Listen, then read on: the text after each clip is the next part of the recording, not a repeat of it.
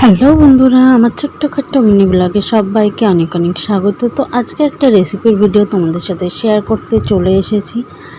তো দেখো, ভিডিওর শুরুতে আমি এখানে কিছু মাছ ভেজে নিচ্ছি। তো এগুলোকে আমি আমাদের এখানে সাধারণত এগুলোকে আমরা চাদা মাছ বলে জানি।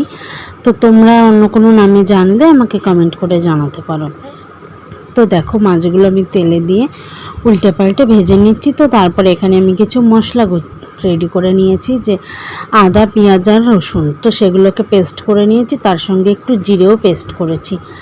তারপরে দেখো, লম্বা লম্বা করে আলু কেটে ধুয়ে নিচ্ছি। তো মশলাগুলো আমি কিন্তু শিলনোড়ায় পেস্ট করেছি, মানে বেটে নিয়েছি যেটা আর কি। তারপরে দেখো, আলুগুলো ধুয়ে আমি এখানে ভেজে নিচ্ছি। তো আলুগুলোকে কিন্তু ভালো করে ভাজতে হবে।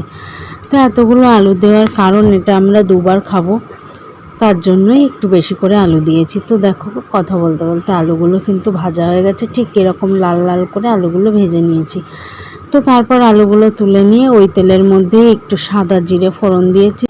তারপর ওই বেটে রাখা মশলাটাও তেলের মধ্যে দিয়ে দিলাম, দিয়ে ভালো করে নাড়াচাড়া করে দিলাম, আর সামান্য একটু জল দিয়ে দিলাম যাতে মশলাটা লেগে না যায়। তো তারপরে দেখো, লবণ, হলুদ আর কালারের জন্য একটু লঙ্কা গুঁড়ো দিয়ে দিয়েছি। তো দেখো, এটা ভালো করে মিশিয়ে নিচ্ছি, লবণ আর হলুদটা।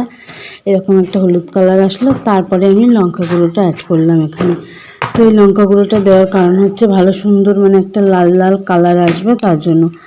তো দেখো, এটা দিয়ে ভালো করে কষিয়ে নিচ্ছি। যতক্ষণ না মশলা থেকে তেল ছাড়ছে ততক্ষণ এটাকে ভালো করে কষাতে হবে, নাহলে মশলার কাঁচা গন্ধটা থেকে যাবে। তো দেখো, মশলা কষানো হয়ে গেছে।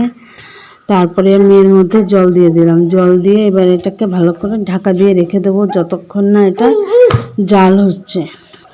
তো দেখো, আমি এখানে অনেকটাই জল দিয়ে দিয়েছি, কারণ অতগুলো আলু, মাছ এগুলো দেবো তার জন্য। তারপরে তো ঝোল ফুটে যাবে। তো দেখো, ভালো করে নাড়াচাড়া করে দিলাম যাতে মশলাটা নিচে না থাকে, তারপর ঢাকা দিয়ে দিলাম। তো কিছুক্ষণ বাদে ঢাকাটা খুলে দেখি সুন্দর করে এটা ফুটছে। তো তার মধ্যে মাছ আর আলুগুলো আমি দিয়ে দিলাম একসঙ্গেই। তো তারপরে দেখো, এটা একদম ফুটে গেছে। তারপরে এর মধ্যে একটু গরম মশলা গুঁড়ো দিয়ে আর একটু জাল দিয়ে এটাকে নামিয়ে দেবো। তো এই মাছের রেসিপিটা তোমাদের কেমন লাগলো জানিও। আজকের ভিডিও এইটুকুই। ভিডিওটা ভালো লাগলে লাইক করো, কমেন্ট করো, আর যারা আমাকে ফেসবুক থেকে দেখছো তারা আমাকে ফলো করো, আর যারা ইউটিউব থেকে দেখছো তারা চ্যানেলটা সাবস্ক্রাইব করে দিও।